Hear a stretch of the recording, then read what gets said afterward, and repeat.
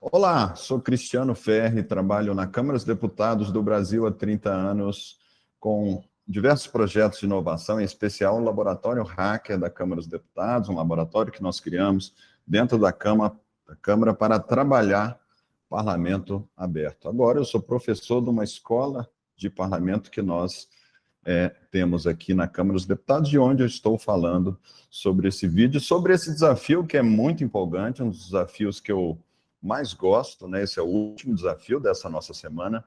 E eu quero te convidar a participar desse desafio, porque ele é extremamente relevante. Nós precisamos enfrentar este problema, né? Que, basicamente, a ideia de como podemos fazer, né, criar, desenhar procedimentos que fazem parte da rotina da burocracia, do serviço público, que contemplem a inovação, que contemplem também a incorporação da inovação tão necessária para dar resposta às necessidades da cidadania, né, para que o cidadão, então, possa ter melhores serviços públicos. Então, como nós podemos repensar a forma como fazemos e mudamos procedimentos burocráticos para incorporar a inovação, para que esses procedimentos não dificultem a implementação, a criação, a experimentação de elementos novos que vão trazer valor para o serviço público, em especial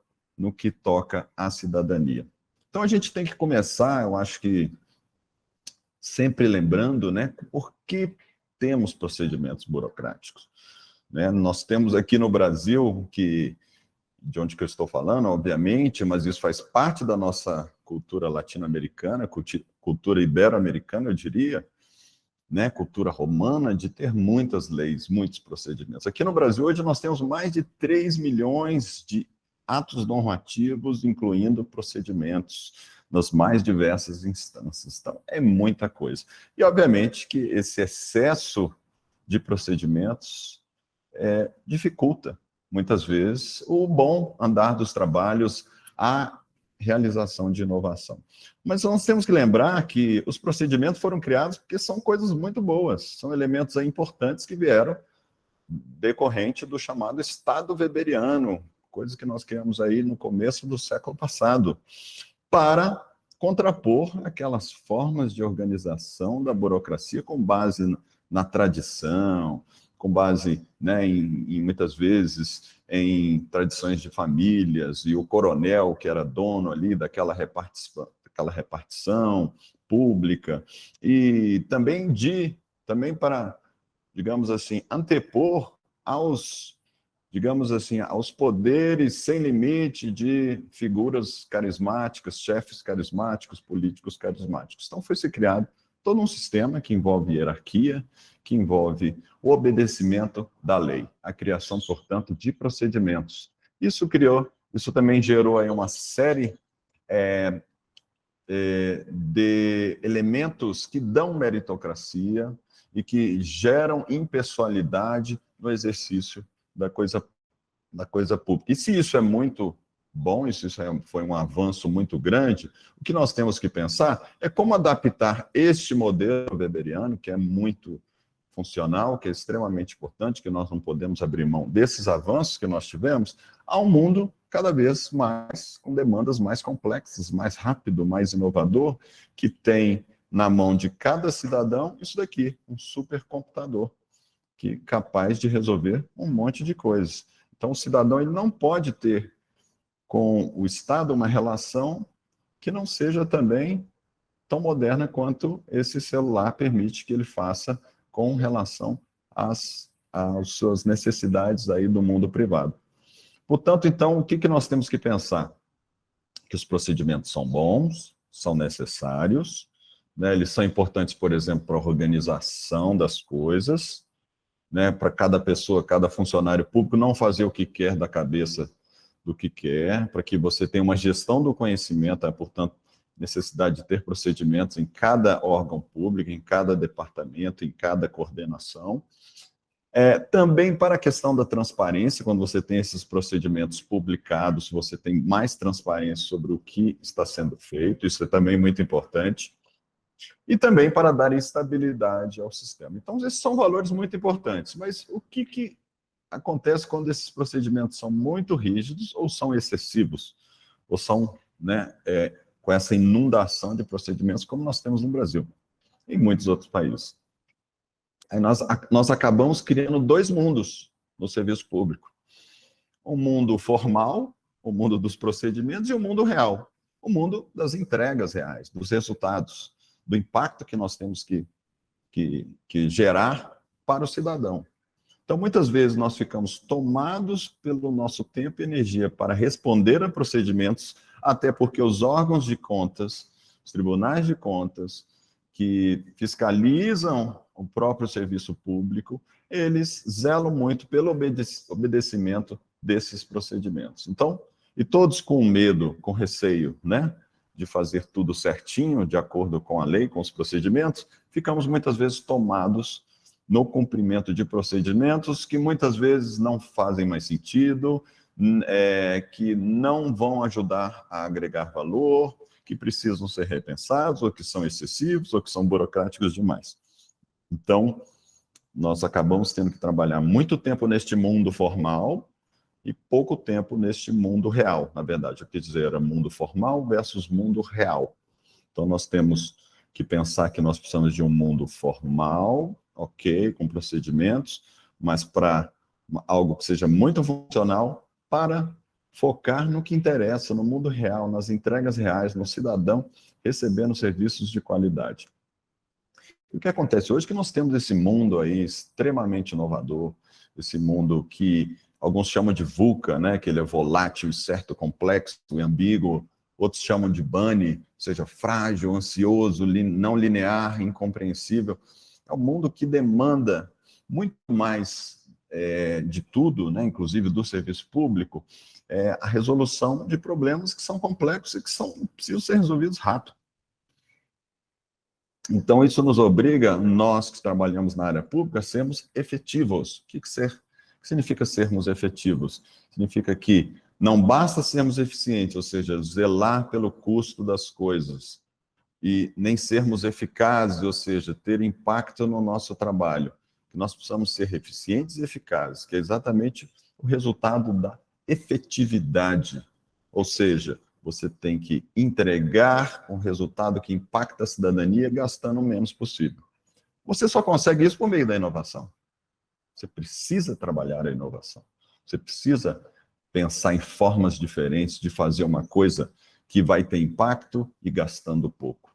E para a inovação você precisa ter flexibilidade, você precisa ter liberdade para testar coisas novas até dar certo e, com isso, implementar depois e consolidar. Por isso que esse é um problema que nós temos que atacar, né? Que procedimentos são bons, mas que não podem ter um custo de alteração ou um engessamento muito grande no serviço público que dificulte a incorporação da inovação extremamente necessária para a efetividade do nosso trabalho. E quais são, né, os efeitos negativos dessa rigidez ou desse excesso de procedimentos, né? Quais são os inconvenientes de não redesenhar os procedimentos burocráticos para adaptarmos a às necessidades cidadãs? Primeiro, o serviço, como eu já disse, não fica efetivo, né? O cidadão, com isso nós não conseguimos impactar o cidadão. No final das contas, não importa o que nós fazemos no serviço público, na administração pública, se não melhorar a vida do cidadão, se ele não estiver feliz com algum tipo de resultado, o nosso trabalho não faz sentido. O outro ponto é afetar a confiança no serviço público e a democracia, porque quando nós não atendemos bem, as pessoas passam a confiar menos no serviço público, inclusive gerando mais apoio às ideias malucas que surgem por aí de extremistas querendo defender o fim da democracia, né? Ou uma redução exacerbada do Estado, simplesmente porque ele é ineficiente, não vale a pena. Então, isso é muito importante sermos, portanto, inovadores. Também um outro problema, né, um aspecto negativo, desse engessamento de procedimentos é o custo da sua alteração, né? Nós geramos aí, acabamos gerando um cemitério, muitas vezes, de normas burocráticas que não fazem mais sentido, que foram criadas há anos atrás, que não foram revistas, porque rever esses procedimentos é custoso, é difícil reaprovar, aprovar numa comissão, aprovar num legislativo, aprovar nas instâncias superiores a reformulação desses procedimentos. Então, portanto, nós acabamos criando aí um cemitério de normas que muitas vezes não tem mais sentido ali existir no mundo, como eu disse, cada vez mais dinâmico. Um outro efeito negativo também que a gente vê são as pessoas começam, então, a ficarem cegas em relação aos objetivos finais do seu trabalho. Então, elas passam simplesmente a seguir procedimentos, a fazer o trabalho sem entender qual o impacto que aquilo vai ter na cidadania ou na vida das pessoas. Isso deixa todos também muito frustrados e chateados com esse tipo de trabalho. A impressão que você dá, como naquele processo de Kafka, onde ele está sendo processado, né, um determinado cidadão do nada começou a ser processado, não se sabe por quem, nem por quê, e ele não sabe a causa, e é aquela ideia da burocracia que se alimenta a si mesmo, sem perdendo o sentido. Então, nós também temos que evitar este cenário kafkiano, que acontece muito, das pessoas simplesmente seguirem procedimentos e não saberem para que serve o seu trabalho. Muita gente também que trabalha no serviço público vai perdendo a noção das áreas principais que precisam entregar serviços de maneira impactante. Então, não raro acontece com as áreas jurídicas, as áreas de compras, que ficam muito focadas, até porque as legislações, por exemplo, referentes à compra, são muito focadas em procedimentos, e muitas vezes você acaba comprando um produto que não é tão bom, porque você focou demais em procedimentos e sem alcançar, sem pensar em alcançar aquele resultado que precisava, por exemplo, naquela determinada compra. Então, o que nós temos que pensar com esses efeitos negativos o que nós podemos fazer, portanto, para trazer os efeitos, os benefícios, portanto, dessa nova forma de pensar procedimentos, de redesenhar procedimentos com foco na inovação, né? E por que a inovação precisa, portanto, redesenhar os procedimentos burocráticos? Por uma série de motivos. Primeiro, porque precisa de flexibilidade para experimentar. Ninguém inova dentro de uma caixinha com regras muito duras. Ela precisa de flexibilidade, precisa errar, precisa fazer de novo, precisa melhorar, precisa testar mais um pouquinho, até acertar. Não se faz inovação sem isso. Portanto, é preciso ter liberdade de experimentação. O outro ponto também é que você vai ter mais segurança quando você pode inovar dentro de certas condições de liberdade, porque com isso você precisa flexibilizar a chamada gestão de risco, que emperra demais a experimentação, a tentativa de inovação. Um outro ponto também muito bom é a vantagem de você fortalecer a cultura de experimentação. Quando você tem procedimentos mais flexíveis, você estimula as pessoas a arriscarem mais, a tentarem mais, a provarem um pouquinho mais uma coisa nova. Isso gera uma cultura de inovação, de experimentação em toda a organização.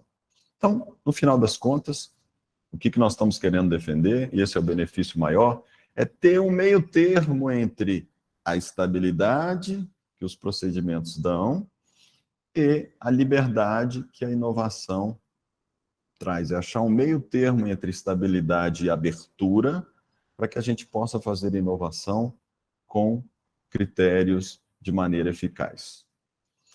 Bom, e um outro ponto importante Cristiano, quais são as ferramentas, né? Que mecanismos existem por aí para facilitar o redesenho de procedimentos burocráticos? Tem muita ideia legal, algumas ainda sendo testadas, outras sendo implementadas, né? Eu vou falar aqui de algumas muito interessantes, mas, por exemplo, algumas entidades, elas colocam os procedimentos sendo avaliados constantemente para os próprios cidadãos avaliarem, né? Então, esses procedimentos, eles são colocados numa plataforma de participação e as pessoas podem mandar feedback para saber se aquilo faz sentido, se não faz. Ou quando você presta um serviço e aí você pede, a pessoa pede lá, né, aquele órgão pede um feedback, daí você já pode mandar qual é o problema que está tendo, por que não gostou e etc.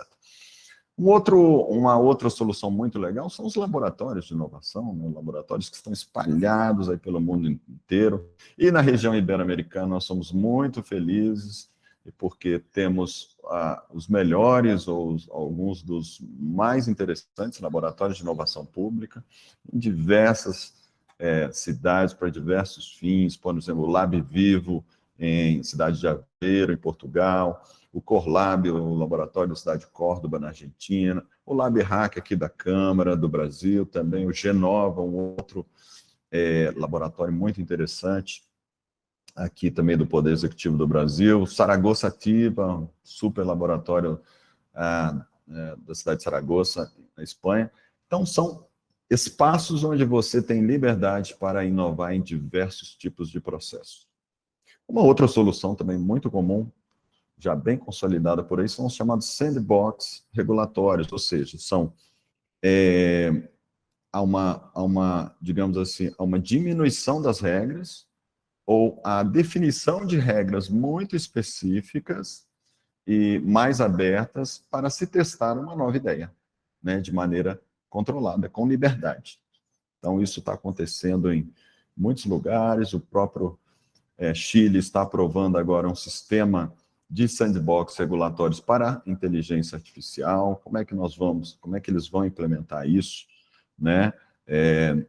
Como é que você vai aplicar projetos de inteligência artificial a partir de um esquema regulatório mais flexível, antes de consolidar, antes de ter uma lei aprovada pelo Congresso e etc., que regule a inteligência artificial. Então, isso é bastante inteligente. Também nós temos aí outras soluções inovadoras, assim, bem interessantes. Por exemplo, o que nós temos que fazer, daí uma coisa mais do arroz com feijão do dia a dia, e tem aqui um especialista em processos aqui no Brasil, chama Emerson Dantas, ele fala, olha, temos que sempre procurar o mínimo processo viável. Ele fez uma brincadeira com a palavra MVP, mínimo produto viável, ele fez com mínimo processo viável, que é todos nós estarmos o tempo todo revisando processos de trabalho que, claro, estão ligados a procedimentos, tentar sempre enxugar, cortar as gordurinhas desses processos de trabalho. Então, isso não depende de nenhuma norma específica, é uma coisa que nós podemos fazer aí no dia a dia. Bom, e eu vou dar aqui, dentro dessas possíveis soluções, das soluções que estão já em uso, dois casos muito interessantes para a gente conversar aqui. Um deles dois casos, vou puxar a sardinha para o Brasil, porque dois casos que eu conheço bem. Um deles é o Sandbox do Banco Central, aqui o Banco Central do Brasil, aquele banco que regula os bancos, né, um banco estatal que regula os bancos no Brasil. E eles criaram lá um Sandbox muito interessante, que eles permitem com que qualquer banco do Brasil que queira lançar um produto novo financeiro, por exemplo, um empréstimo com garantia de imóvel, né, que um banco aqui lançou, uma solução tecnológica para instruções de pagamento multimoeda também, que um outro banco aqui lançou, ele falou, olha, primeiro você vai testar dentro de um desenho aqui que nós vamos te ajudar. Então, o que se faz dentro desse Banco Central brasileiro no Sandbox? Então, o banco, olha só, ele solicita, falou, quero testar essa inovação, você me autoriza? Aí essa comissão do Sandbox, que é formada por diretores e fiscalizadores dentro do Banco Central, autoriza, cria algumas regras para eles fazerem essa inovação, eles aplicam essa inovação com base em um pequeno número de clientes, com a observação constante do banco desse comitê de sandbox do Banco Central, e depois há um resultado, há um relatório sobre a aplicação ou não disso. E aí, com isso, o Banco Central pode autorizar a implementação desta solução tecnológica, inclusive regulamentando ela para todos os bancos também poderem apresentar. Então, uma experiência muito bacana, que tem funcionado muito bem, e que ela simboliza outras experiências sandbox também espalhadas aí no mundo inteiro. Um outro caso, que aí eu trabalhei ativamente, é o caso que nós fizemos aqui na Câmara, em 2008, 2009, nós desenvolvemos um portal de participação dentro lá do Laboratório Hacker, que eu estava coordenando. Esse portal chama E-Democracia. Só que havia muita resistência na época em abrir um processo de participação de deputados com os cidadãos. Então, o que nós fizemos? Nós fizemos o quê? Um teste. Então, chamamos 1 ou 2 deputados que toparam participar por livre e espontânea vontade, obviamente, de um processo participativo com projetos que eles estavam trabalhando, que eles eram relatores, que eles eram autores. E depois de algumas interações controladas com a cidadania, aquelas participações deram certo. Com isso, nós conseguimos mais apoio para construir um site oficial desse portal E-Democracia, e com isso novas participações também foram criadas. E com isso, e tudo isso, qual era o segredinho daí? Tudo isso era opcional, então não precisava ser regulado naquele momento. Era uma opção. O parlamentar que quisesse discutir o seu projeto de lei com a sociedade poderia usar aquela ferramenta. Inclusive, as comissões faziam audiências públicas, agora com a interatividade, ouvindo o cidadão por meio de um chat. É um chat inteligente dos cidadãos com os deputados durante uma audiência pública ali nas comissões. E depois isso foi se consolidando, e aí sim passamos para, quando estava consolidado, aí sim passamos para a regulação. Um próprio conjunto de deputados pediu alteração no regimento interno da Câmara para incluir algumas regras em relação a esse processo participativo da Câmara. Por exemplo, obrigando, que aí se torna obrigatório, que todas as audiências públicas de todas as comissões ficassem interativas, né? Então, um outro exemplo, né, de como a gente, por exemplo, usando a ideia de laboratório, com abertura, sem nenhuma regulação no começo, depois você vai colocando camadas de regulação e mantendo ainda a liberdade que este projeto de inovação precisa. Então, esta regulação desse portal de democracia, do processo participativo na Câmara, ele ficou limitado, ele é regulado só em alguns pontos, para dar liberdade para que o Laboratório Hacker, que coordena isso, continuar inovando, continuar tendo liberdade para criar novas coisas. Claro, tudo isso autorizado pela alta administração e pela presidência da Câmara. Tá? Então, é um modelo que dosa liberdade com consolidação, com regulação. Né? Não podemos nem ter liberdade demais. O serviço público, você sabe, só pode fazer o que está dentro da lei, e também não tem engessamento demais, achando um meio termo para a gente poder avançar e entregar a inovação. Bom, eu vou ficando por aqui, espero que essa provocação que te ajude e te estimule a fazer o que a gente gostaria muito que você fizesse, que se você tem algum caso em relação a este assunto, a esse desafio, né, que flexibilize, que trabalhe a questão dos procedimentos para a inovação, que você suba aí aqui no nosso portal, nesse link abaixo que tem aqui no portal do desafio. Tá bem? Te desejo sucesso e até uma próxima oportunidade.